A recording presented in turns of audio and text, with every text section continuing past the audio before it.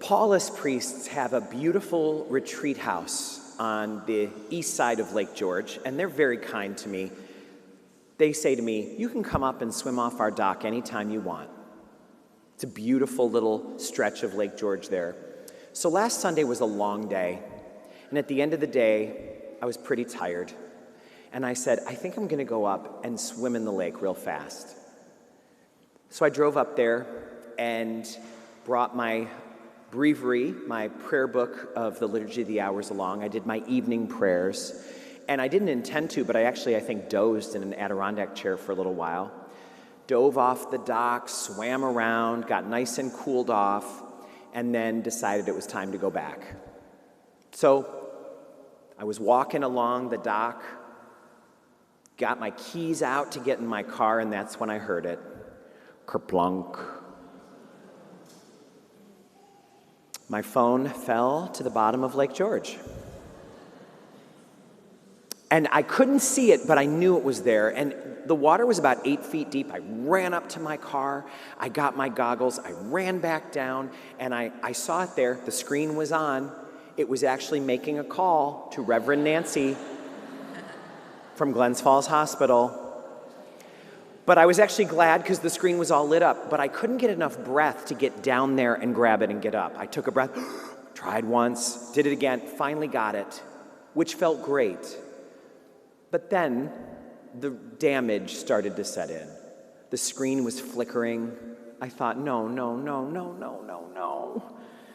And I felt desperate feelings. So, this can't be happening. There's got to be some insurance for this, or there's got to be someone to rescue me. So I went home and immediately typed into Google how to save a cell phone that was submerged in 8 feet of water for 4 minutes. And you might not be surprised to hear that everything was there. There were thousands of replies. I saw some people say, if your cell phone gets wet, it's over. It is toast. It has no hope.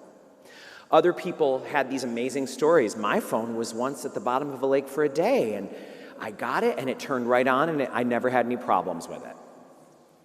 So there were lots of pros and cons for whether this was going to work out, and there were lots of tips. Get your phone immediately into a can of rice and leave it there for 48 hours.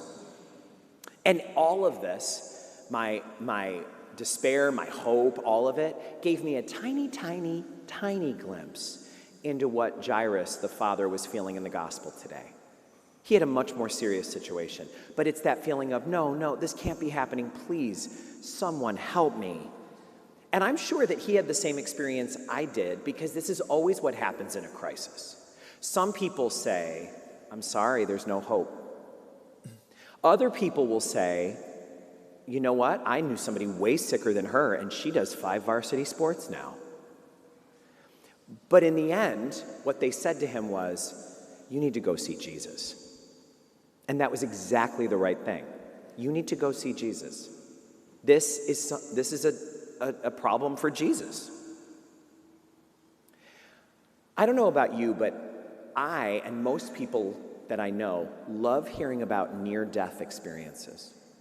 I love knowing those stories when someone reveals, the doctors gave me no hope.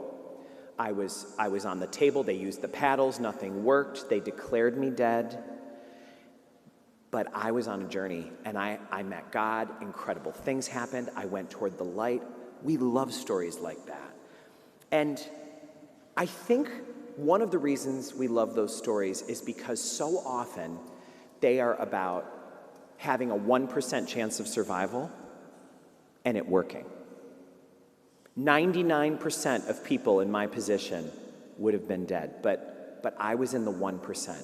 And there's a lot of us that say, why not me? If 1% of people have this, why not me? If 0.5%, if 1 in a million, if 1 in a trillion, maybe it could be me. To look at really hard situations like this, they did some research on prisoners of war, something that's not even easy to talk about, never mind live through. It's hard for us to imagine that could be possible. But but they studied people who've survived POW camps. And the research they've done is fascinating. What they've learned is people who are optimists who always look at the bright side, were the least likely to survive a POW camp because there wasn't much to be optimistic about. And every time they would set themselves an optimistic goal, like, I'll be home by Christmas, or I'm sure I'll be home by Easter, or I'm sure this war will be over by summer, and they missed it, they despaired. It was so hard for the optimists because they got more and more and more discouraged until they lost hope. They said that the people who did the best experienced something that they named the Stockdale Paradox.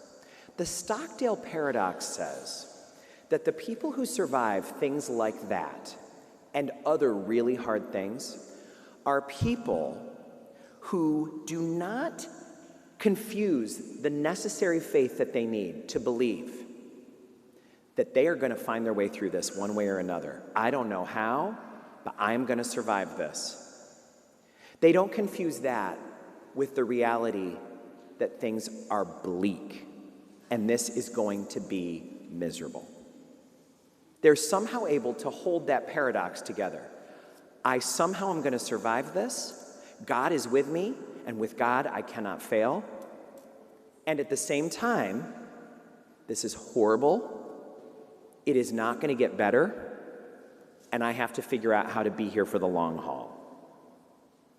We have to be strong in our faith while we're brutal with the facts of what we're going through. I recently celebrated a funeral for a 55-year-old single mother. She had 2 kids, barely adults, not ready to be in charge of all the things in life that adults need to be in charge of, and certainly not ready to lose their mother and father both in this one person. And it was one of those stories. She went to urgent care with a pain. They disregarded it, sent her home with some simple advice. She went a few days later with worse pain to another urgent care, kind of the same thing. Eventually, it turned to the emergency room, and it was too late. As she was being wheeled from the emergency room into surgery, she said to her daughter, "Sweetheart, I'm going to be fine. I'm going to be fine." And the daughter said to me, "That's the worst thing about this, Father. That's the most brutal thing, is that she thought she was going to be fine. She didn't realize how serious this was. She died not realizing that she was about to die." But the Stockdale Paradox tells us that may not be what was happening. All of us would love to survive the things that we're going through. But when she said, "I'm going to be okay," she was telling the truth. There's no guarantee that she was not going to be killed by this, but that she was going to be okay. Because faith tells us that we don't have to be afraid to pray for what we need, because one of 2 things is going to happen. Either Jesus is going to come from heaven and with his amazing power is going to turn the whole situation around like that, which we know can happen.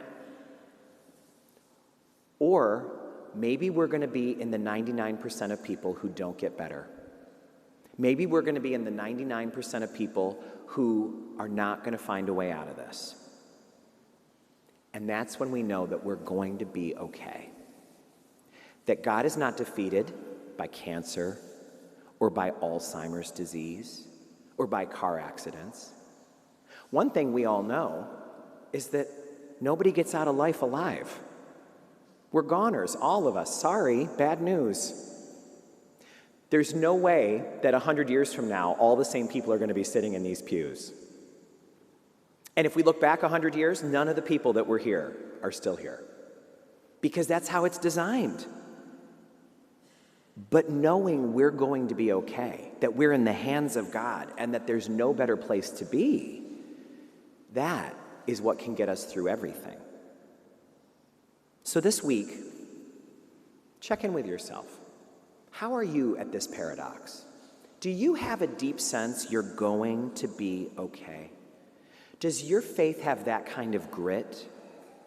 Are you able to pray, please, Lord, let me be in the 1%. I'd love to be in the 1%. And if I'm not, help me to be okay. Can we feel the ability to pray that way? Do we have the grit to keep hope even as we face the grimness of the situation, whatever it is? What some people call meeting the gritty situation with gritty faith. Well, I took my phone in a can of rice down to the Apple store this week. I went to the Genius Bar. I carried that bag with the phone in it like it was a sleeping baby. And I brought it to the technician, who was very kind, and I explained the whole situation. I peeled back the bag. I showed her the rice. I pulled the phone out. I asked lots of questions with concern. And she said, "This thing's dead on arrival." And I said, "Oh no, maybe not though. I hear online that maybe not. Let's try turning it on and see." Now I know there's a piece of rice jammed up where the power cord should go, but let's see if we can turn it on and let's see.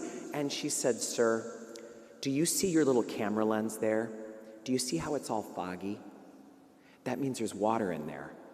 And that means there's water around your battery and around all your components and boards."